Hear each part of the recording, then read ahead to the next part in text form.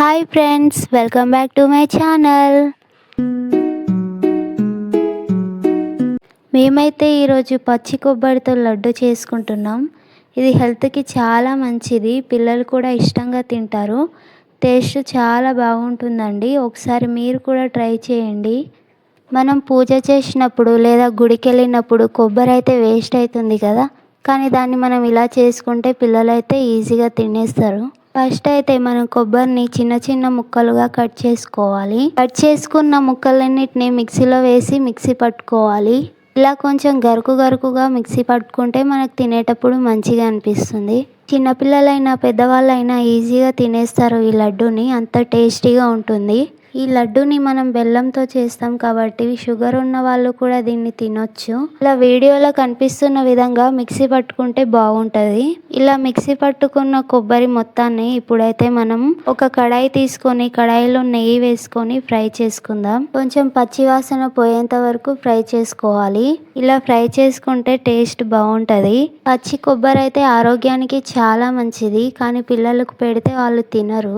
కాబట్టి వాళ్ళకి ఈ విధంగా చేసి పెడితే చాలా ఇష్టంగా తింటారు. వీడియోలో కనిపిస్తున్న విధంగా కొబ్బరి కింద మాడిపోకుండా ఇలా కలుపుతూ వేయించుకోవాలి.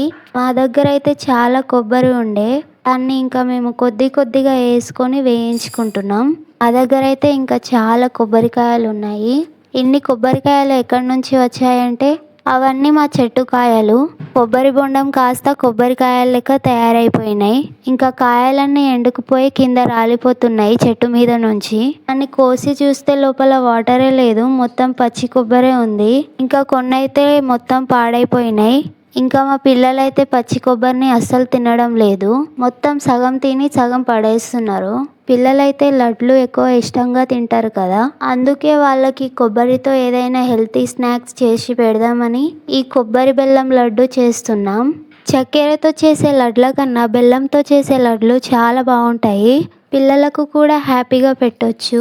ఇంకా కొబ్బరి మొత్తాన్ని బ్రౌన్ కలర్ వచ్చేంత వరకు వేయించుకోవాలి. బ్రౌన్ కలర్ వచ్చేంత వరకు వేయించుకుంటే లడ్డు టేస్ట్ కూడా చాలా బాగుంటుంది. ఇంకా మేమైతే కడాయికి కొంచెం కింద అంటుకుంది, ఇంకా దాన్ని కూడా గీకి తీసుకుంటున్నాం, ఎందుకంటే అది కూడా కొంచెం టేస్ట్ ఉంటుంది.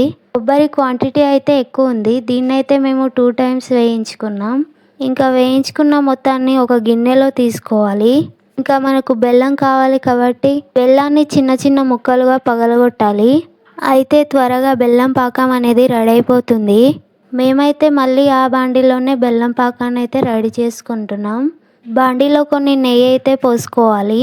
ఇంకా మనం పగలగొట్టిన బెల్లాన్ని అయితే వేసుకొని కరిగించాలి. మేమైతే కొంచెం పెద్ద ముక్కలే తీసుకున్నాం, చిన్న ముక్కలు ఉంటే ఇంకా కొంచెం త్వరగా పాకం అయిపోతుంది. మేమైతే బెల్లంలో 1 గ్లాస్ నీళ్లు పోసుకున్నాం.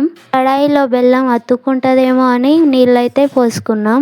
మీరు కూడా నీళ్లు పోసుకోండి, ఎందుకంటే బెల్లం కరుగుతున్న కొద్దీ కడాయికి అయితే అతుక్కుంటుంది. గ్యాస్ అయితే హై ఫ్లేమ్లో చేసుకొని బెల్లాన్ని అయితే కరిగించుకోవాలి. ఇలా వీడియోలో కనిపిస్తున్న విధంగా కలుపుతూనే ఉండాలి.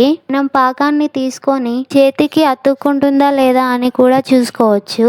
ఇలా చేస్తే మనకు పాకం రెడీ అయిందా లేదా అనేది అర్థమైపోతుంది. పాకం ఇలా అంటుకున్నట్టు ఉంటే లడ్డు అనేది ఈజీగా చేసుకోవచ్చు. మనం లడ్డులాగా చేసుకున్నప్పుడు మంచిగా వస్తాయి. ఇంకా వేయించుకున్న కొబ్బరి మిశ్రమంలో ఈ పాకం అయితే వేసుకోవాలి. వేడివేడిగా ఉన్నప్పుడే వేసుకొని కలుపుకోవాలి. ఇంకా చల్లబడితే పాకం అయితే కడాయికి మొత్తం అతుక్కుంటుంది. ఇంకా పాకాన్ని కొబ్బరిని బాగా కలుపుకోవాలి. కొబ్బరికి మొత్తం పట్టేటట్టు బెల్లం పాకాన్ని అయితే కలుపుకోవాలి. ఇది చాలా ఈజీ అండి, చాలా సింపుల్గా మనం చేసుకోవచ్చు. ఇంకా వీడియోలో కనిపిస్తున్న విధంగా కలుపుకోవాలి మొత్తం మిశ్రమాన్ని. ఇంకా వేడివేడిగా ఉన్నప్పుడే మనం చేతికి నెయ్యి రాసుకుంటూ లడ్డు చేసుకోవాలి. నెయ్యి ఎంత ఎక్కువగా ఉంటే అంత టేస్టీగా ఉంటుంది లడ్డు. మేమైతే నెయ్యి ఎక్కువగా వేసాము. బెల్లం పాకం కూడా కరెక్ట్ సరిపోయింది. ఎక్కువ స్వీట్ కాలే, తక్కువ స్వీట్ కాలే, కరెక్ట్ వచ్చింది. మీరు కూడా బెల్లం సరిపోయేటట్టు వేసుకోండి. మేమైతే 1/2 kg బెల్లం వేసాము, ఎందుకంటే క్వాంటిటీ ఎక్కువ ఉంది. మీరు కొంచెం చూసి తీసుకోండి. మీరు కొద్దిగా చేసుకుంటే చిన్న బెల్లం ముక్క సరిపోతుంది. ఇంకా ఇలా చిన్నగా ఒత్తుకుంటూ లడ్డు అయితే చేసుకోండి, ఈజీగా వచ్చేస్తుంది. మనం తింటే నోట్లో కరిగిపోయేలాగా ఉంది లడ్డు. నాకైతే సూపర్గా అనిపించింది లడ్డు తింటుంటే. మా పిల్లలకైతే బాగా నచ్చింది. వాళ్ళు చాలా ఇష్టంగా తిన్నారు. ఈ రెసిపీని మీ ఇంట్లో కూడా ఒకసారి ట్రై చేయండి. మీ పిల్లలు చాలా ఇష్టంగా తింటారు. అలాగే దీన్ని మనం 1 వీక్ వరకు స్టోర్ చేసుకోవచ్చు. ఇంకా మనకు ఎక్కువ రోజులు కావాలంటే మనం ఫ్రిడ్జ్‌లో స్టోర్ చేసుకోవచ్చు. ఫ్రిడ్జ్‌లో అంటే ఎక్కువ రోజులు పాడవకుండా ఉంటాయి. ఇక బయటైతే 1 వీక్ కన్నా ఎక్కువ ఉండదు. ఈ సమ్మర్‌కి పాడైపోతుంది. మాకైతే ఎక్కువ లడ్లొచ్చాయి. ఇంకా దీన్ని మేమైతే ఒక క్యాన్‌లో స్టోర్ చేసుకున్నాము. ఇంకా మేము తిన్న తర్వాత సగం క్యాన్ వరకు లడ్లు ఖాళీ అయిపోయినాయి. అంత బాగా నచ్చింది మా ఇంట్లో అందరికీ. వీడియో నచ్చితే లైక్ చేయండి, సబ్స్క్రైబ్.